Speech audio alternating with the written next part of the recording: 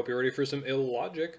Last time we went over our Week 1 battle against Zach and his Summit County Psyducks. Please go check out that video first if you've not done so already, as we reviewed the matchup and battle itself, in which, spoiler alert, we achieved a 4-0 victory, almost entirely thanks to the efforts of our Vanillix Arctivish Hail Core, with Arctivish sitting at the top of the KO leaderboard after 1 week. This time we'll be scoring up against John and the Close Combat Club. Timestamps will be in the description. John definitely got the better of us time and time again in our early days, but the past couple seasons it sure seems like we've got his number, most recently destroying him in the Season 6 regular season and semifinals. Still, with a new squad and plenty of semifinal experience by this point, it's always a tough matchup to prepare for and execute. I also think he has quite a bit going for him in the overall matchup, such that some standout members from last week may not be viable to bring it all this time around. His team consists of Archeops, Cragganol, first round pick Jirachi, Salamence, Exploud, Swampert, Incineroar, Wigglytuff, Stunfisk, John Classic Amoonguss, and Slowking. This team screams John, with pivoting and support from members like Amoonguss, Slowking, Incineroar, Swampert, even the Wigglytuff and Stunfisk, with potential heavy offense from the likes of Exploud or Archeops, with Jirachi and Salamence versatile enough to do pretty much anything offensively or defensively. Solid team all around, though it seems like he's still finding his footing after a rough Week 1 loss. John does tend to be a second-half coach, though, so we'll see what kinds of adjustments he makes. I think leaving Cragganol will be a good move for him, as it really only serves to wall Vanillix and maybe Nidoking or Latias, while spinning the hazards I'm not too liable to use and underspeeding some key mons.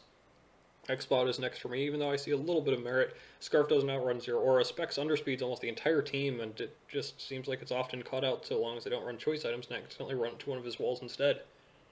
Wigglytuff is a decent mon here that can potentially wall up on my Latias' Dragon moves with some fat wishes too to help out some of his other big threats that don't have recovery outside leftovers. Archeops is a cool mon with lots of coverage and speed. I could see his game plan heavily involving this and maybe Exploud, but I've got the ability to outspeed it somewhat easily and can play around it somewhat effectively. Finally, I know the ground types have a lot of viability, but I'll say that Swampert is left behind. Grass Knot from Zeraora or Latias, Freeze Dry from Vanillix or Arctivish, Tapu Bulu's existence. There's too much I can hit 4x2 effectively with, and the pivoting provided from Flip Turn isn't enough to justify it. Not compared to Stunfisk, whose paralysis spreading through my team is a big deal, and it can even deal with my electric type pretty well, and scare my ground type with earth power. Add in rocks and the potential to receive fat wishes from Wigglytuff, or just heal up with lefties. Stunfisk can stick around and be super annoying. Amoonguss also sticks around and is super annoying, though of course John has been running Amoonguss for so long now the league has picked up on what to do against it. Still, I don't have that many answers to it, and it can serve as another Zeraora check. I'm not too terribly concerned with it, but I think John's still liable to bring the Regenerating Mushroom. Considering pivoting, Slowking is another way to tank those hits from things like Latias, and Freeze Dry isn't even doing much for a special defense behemoth like that. Teleport with Regenerator is very important for him in the matchup, and playing around Future Sights and Scald Burns makes it all the more difficult. Jirachi is of course a problem. It's so versatile and has that sturdy steel typing to ruin my day trying to spam, say, Latias stabs, or Bulu Grass moves, or Vanillix Blizzards, or yeah, and Ironhead flinches do not make me happy either, nor does the near infinite coverage Jirachi could be carrying. Salamence rises above the ground to make an excellent defensive partner to Jirachi with zero shared weaknesses and lots of defense and coverage for each other. You can write a defensive set to capitalize on that between Roost, Wish, Intimidate, Defog, and great coverage, or an offensive set with a Scarf, Band, Dragon Dance, Sweeper with coverage, including Dual Wing Beat, Earthquake, and an appropriate Dragon move. Finally, Incineroar and its typing sure is a problem, even more so with Intimidate factored in, even more so if we can get those wishes passed to it from one of Wigglytuff, Jirachi, or Salamence. Knockoff can limit my power against it. Fire coverage is great against my squad overall. It takes advantage of many of my threats and forces switches, which plays right into his entire game plan. And I expect the team this week to be built around facilitating it. I have my own dark tech to build around, but let's talk about the overall idea of fighting this team. One enormous weakness I see is the speed gap between his top tier Jirachi and Salamence and Exploud. 100 down to 67, most of my team's in that range. That should make speed tiering pretty easy for anything around that range there. You can add quite a bit of bulk to the squad overall, which you'll definitely get to see for a couple of team members making their debuts. I see a bit of lack of firepower overall too, especially considering the fragility of things like Archeops or Exploud that simply cannot carry that much weight.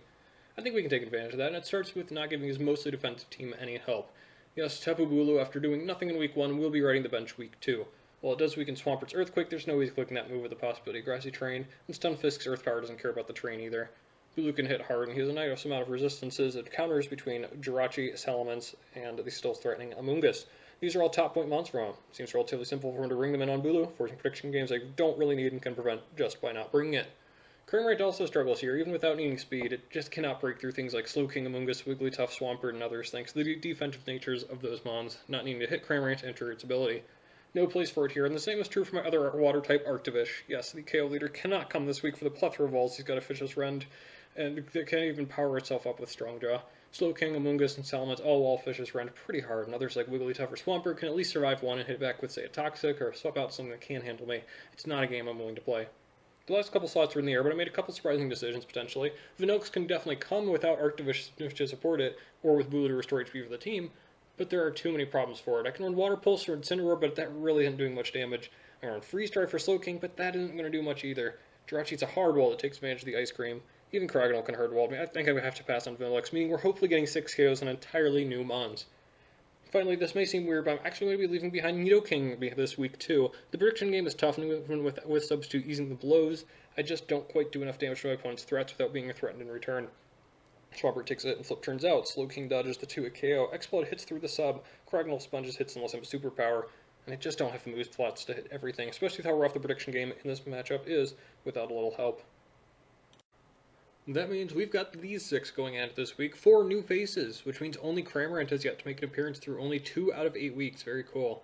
Of course, we're starting with a familiar face in Zero Aura, though without the signature move of Plasma Fist that I'm so used to. Coverage was at a premium on this set, and I would much rather carry Volt Switch for the big momentum game I'm playing, as you'll see in just a little bit. We've got a mostly physical set, aside from the Switch, with the spammable knockoff. Close Combat has ironically good coverage against things like Croggonal, Explode, and Incineroar, and Blaze Kick, the odd choice that hits Amoonguss super effectively, is the main possible check for Zero Aura. All 3 moves are decent options against Stunfisk too, another big possible check, and Swampert isn't something I'd like to stay in on or hit with a weak Grass Knot. The physical coverage is just better for this matchup. Amoonguss resists every special option aside from Hyper Beam. Knockoff is about the only thing I have to hit Salamence when staying in. Things like Wigglytuff are awkward to stay on and hit. There are a lot of problems, but ultimately, through several options, I like these 4 the most right now, especially an Amoonguss lure with Blaze Kick and a Lumberry, though that can let me survive a Scald Burner and a Toxic as well, so I'm overall satisfied. Jolly with this speed is for max speed, Scarf Explode, and outpiece his whole team minus +1 Archeops, Craggonal, Jirachi, or Salamence. Pretty nice. Let's move to another answer for Amoonguss, as I'm running Cobalion with Goggles with Taunt as well to stop future shenanigans. Stealth Rock for easy chip, Volt Switch for momentum, and of course Close Combat to nuke things like Craggonal or Explode. Speeds for Cryo 2. I'm basically a complete Cryo check aside from Rapid Spin, and it makes sense for my Mon that is immune to Toxic to wear Goggles 2 to make sure it isn't stassed at all, aside from a stray Scald. And those Stealth Rock should be pretty easy to get up as well. And the Scald should totally be fine because Latias here can tank those pretty effectively with 3 attacks, Soul Dew, and Healing Wish in the last slot. This was a last-minute decision as I was fumbling between Roost, Defog, and plenty of other options for the Latias set, but decided I wanted the ability to give some other Mons another lease on life if this Mon doesn't work out. Decent bulk, decent power, seems pretty good. Another set I changed at the last minute was Obstagoon. I hinted building out around the Goon, and that's because I'm ready to counter his 2 Intimidator Sea Shrew to bring with Defiant to punish that. Body Slam Knockoff are definitely my 2 most spammable moves, with Close Combat hitting things a bit too, and a sneaky Switcheroo if I need to give a choice band to something like Stunfisk or Amoonguss. Very funny option. Speed here is for max speed Explode. At +1 with Band, Obstagoon should 2 KO everything with the right moves, so I have a pretty good feeling about the power this set will provide. Finally, we've got our 2 low-tier Mons here making their season debut, and we'll start with Flareon. We've got our physically defensive Wisher with Rocky Helmet and Lava Plume and Toxic to set Fire and Poison. I have plenty of natural special bulk, so investing in physical is pretty neat. It helps make me a Jirachi check first and foremost. Ironhead and U-turn will return a good chunk right back onto the Little Star while resisting it. If I can live an incoming hit, I can Wish up pretty easily. If rocks are up, we're definitely in a pickle, and I foresee his ground type coming in early to get them up, but Helmet and Wish are so important in the match, and Latias should be able to get some help too, as well as Healing Wish up Flareon and others if needed, as Healing Wish does heal before rocks damage, so it's pretty neat. This set is also neat too, especially since Gut seems so much more obvious. Definitely pleased with this one. And finally, our Ghost type Rotom is something else that I changed at the last minute, opting away from Trick and Ring Target into a more standard leftover set. They're both focused on this Will-O-Wisp Hex Volt Switch idea to get consistent damage off on basically everything, with Toxic as the final add to hit Stunfisk and Incineroar among others with a critical condition. Nice set in my current lead to click Volt Switch and force in his ground type early to get a status on it ASAP. Eventually, from 2 statuses on Rotom and Flareon each, Hex should also be able to KO everything he's got, aside from Incineroar and Wigglytuff and maybe the Craggonal. Makes it pretty spammable after a point. That's the team, let's head into battle. Pretty different team than expected. Swampert over Stunfisk, Archeops over Salamence, and Craggonal over Slowking. Wow, I didn't expect that too much. I'm really only happy about Cryo being here. Archeops is definitely strong and faster than my Latias and Cobalion if it's max speed, and Stunfisk's paralysis was annoying. We're about to see just how good Flip Turn really is.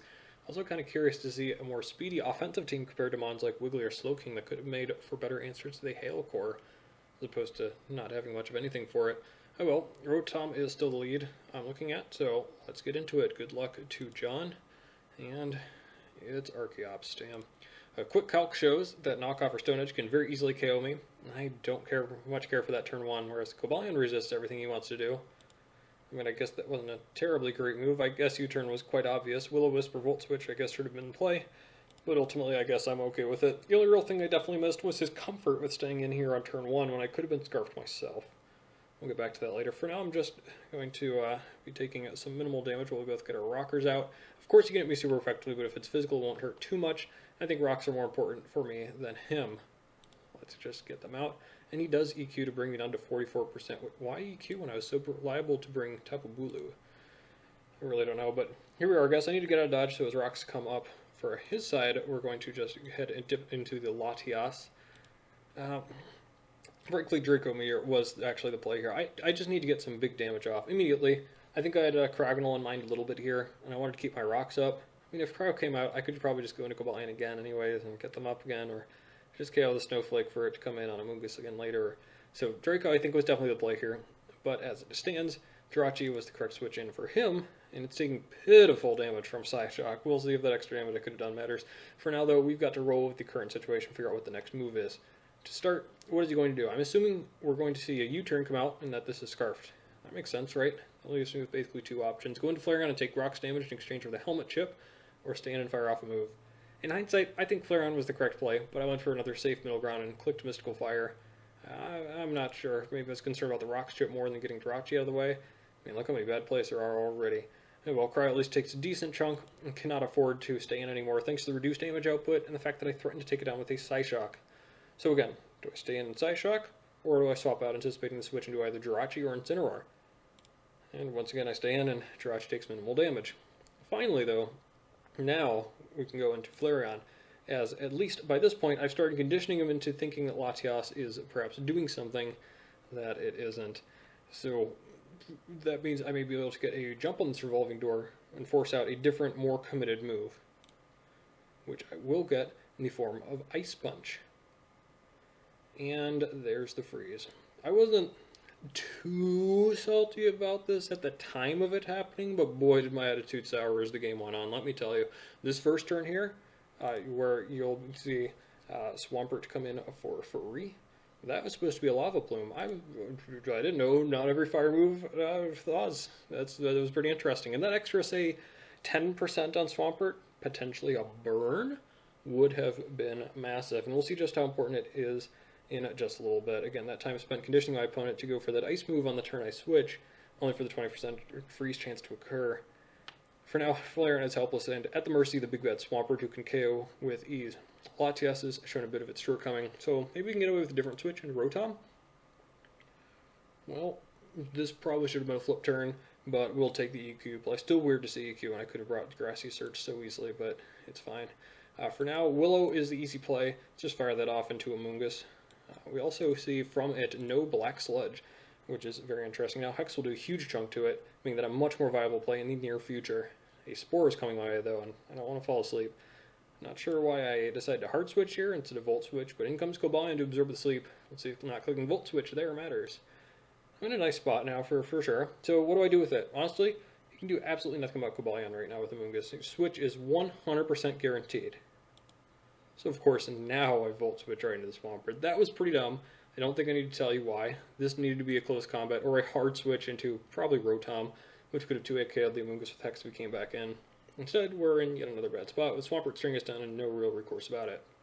So many misplays. We're going to have to go a little more in-depth at the end. Oh well, I think flip turn makes some good sense here. I don't know if I can afford to be wrong and Volt Switch into the Swampert as it EQs me. Maybe it would have worked, but Latias is the middle ground. Flip turn indeed. He's just one step ahead with this revolving door right now. Maybe that's because of the freeze. Getting Flareon back to full would have been nice, or getting a burn under the Swampert from Lava Bloom would have afforded me some more opportunities. No need to be salty about the freeze right now. Flareon can still do its job by depositing it in front of the U-turn parade to get the chip on Jirachi, bring it to about a third or so before coming back in on rocks later, and Swampert comes back in. So while I do have rocks up, his switching has been between a ground type and a steel type, whereas mine are between a tank without Roost and a frozen fire type without Boots. I don't think I can afford to keep the switch train going.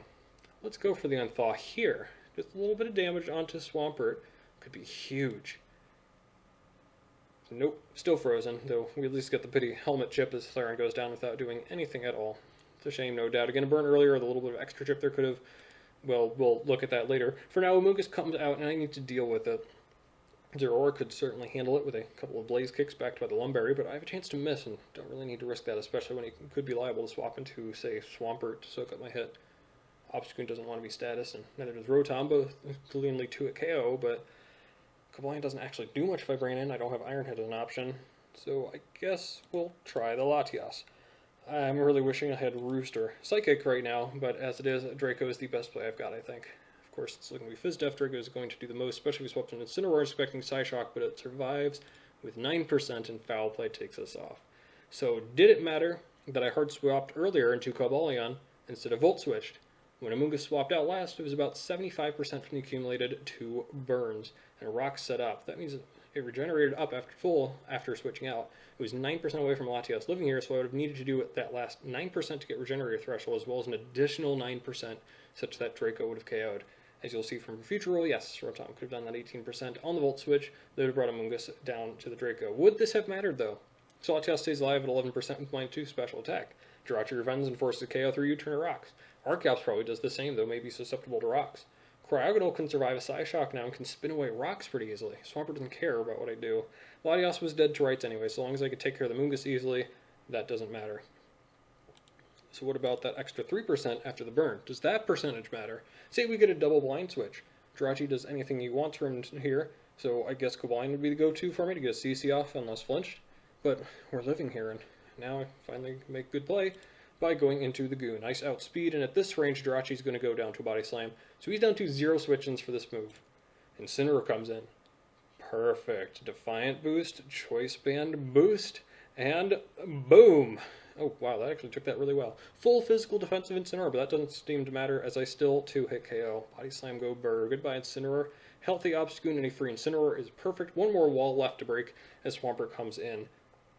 Body Slam is going to Para and bring him down to, what do you know, 3%. Yet again, he gets a hit off, so no full Para either. I'll just take the Swampert KO. So once again, what does that 3% mean for the game? Flareon failed twice to get that bit of damage off on Swampert with Lava Plume, and full Para was possible there too.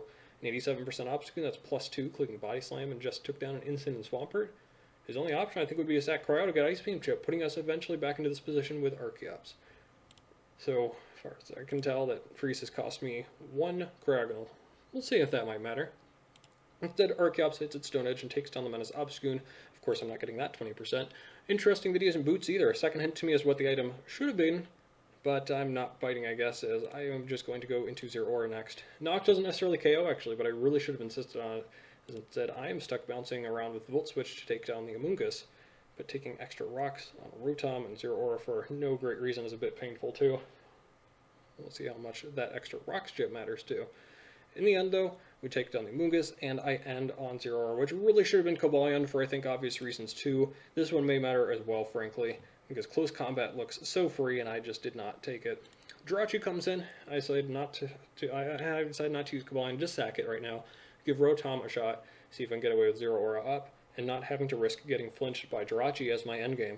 Cobalion's Bolt could have mattered a little bit to help survive that, but we'll see if it would have been better. Regardless, Rotom is in and trying to survive flinch. We'll see if that matters in a bit, as we're down to Zeraora versus the world. It's just going to come down to Zeraora surviving a flinch. And of course, after he sacks off Cryogonal for no particular reason, we're down to it. A flinch from Jirachi is going to win him the game. That's what it comes down to, isn't it? 16%. A little bit more chip would have been great. No flinch. Zeraora clutches it out. It's just Archeops left, who we, if you have not already guessed it, do not outspeed. Archeops is the second member holding a Choice Scarf, and we end up taking the L 1-0. GG to John. I don't feel reluctant to say that after looking back at the match, though I was admittedly attributing this loss to the freeze at first. I feel a whole lot better about the match overall. Well, the freeze didn't help, and it may have contributed to the L, but we could do better than that. Rather than an individual Pokemon breakdown, I want to go a little bit more in depth to the various things I tagged as did that matter, as well as a couple other possible factors to see what went wrong. So the elephant in the room is the 2-turn freeze. Lava Plume damage onto Swampert would have brought it into Body Slam range from Obstagoon. and a burn would have helped tremendously too had it been a turn 1 thaw. Flip turn would be doing a lot less. The burn damage negating leftovers could have helped out Swampert in the range of other mons too.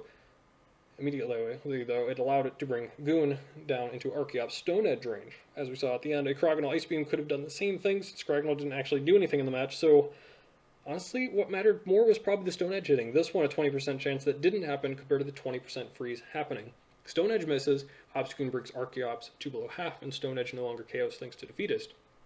Archeops goes down, I win the match. So, did the freeze affect the match? Only if John would not have brought in Cragganol afterwards to bring it low for Archeops, as it also would have taken a Stone Edge crit to bring down Obstagoon from near full, though another option would have been a couple flinches from Jirachi. Overall, that is a decision point that would have determined the match had it gotten there, but it didn't, of course. But I'm going through this mental exercise to show both myself and anyone watching that the freeze in the end didn't really matter that much. Impossible for me to think during and just after the match, but the much bigger factor, aside from the potential for John to mess up the follow-up, was Archeops, particularly Stone Edge's hit, and not recognizing that Archeops was scarfed. That realization should have led to totally different plays, and some mishandling and mispreparation need to factor in here too. For example, Latias didn't really end up doing much of anything despite firing off a bunch of moves because I didn't end up bringing Roost or even clicking the Healing Wish at all. Poor choice in the end, as it needed to act as a better defensive pivot for things like Flip Turn Swampert with rocks that I knew would be coming. That's a prep issue too. Knowing I could get early rocks easily but not being able to play around his early rocks at all, as I really didn't have a strategy for dealing with them. I probably could have slapped a defog on Latias and gotten rocks up later with Cobalion. Well, Cobalion is another gripe of mine. Later in the game, Cobalion was pretty useless aside from, I don't know, surviving hit from everything. After Instant and Swampert went down, especially Amoonguss, I should have used Cobalion's ability to fire close combat at least neutrally on everything by surviving a hit and taking something down. The only move left that could KO was EQ from Archeops. He'd be locked in, and Rotom could at least revenge. Of course, Archeops could still just win from there. That's the big issue, huh? No way to outspeed it, but I guess more importantly, I needed to force it in more often. If Archeops was at half or less, which it looked like it was thanks to incorrect EVs put on the HP because it was at 50% at the end, Cobalion lived any hit and claimed a KO on anything except a Jirachi flinch. I didn't utilize that at all, which is a real shame. Another issue is that I couldn't force it in all that often because Jirachi already outsped everything and had the proper resistances. Archeops, as you can see, only needed to come in twice. So maybe if I had used Draco Meteor on the Jirachi instead at one point instead of Psyshock, that could have brought into range, and maybe not had to deal with that, forced the Archeops in one or two times too many, and maybe if I'd recognized the Scarf from that point, could have forced it to use the wrong move into the wrong situation. Finally, Rotom was good, but I wish I'd gotten it in more often, maybe to burn the Swampert earlier. Of course, Lava Plume would have been nice there too, and Hex would become much more spammable, but I digress. That ring target strat I was originally cooking up looks pretty good, honestly, and getting it in against Swampert would have led to some amazing strats, especially if I put Defog on Latias to facilitate the Volt switching. So after all that, what's my conclusion? As I said earlier, GG to John. Well played, well prepped. I didn't like the decision or an EQ against a potential Bulu, but it ended up working. I didn't see too many misplays, but enough that together we played a pretty messy game. And when that happens, it only takes one surprise to win the game.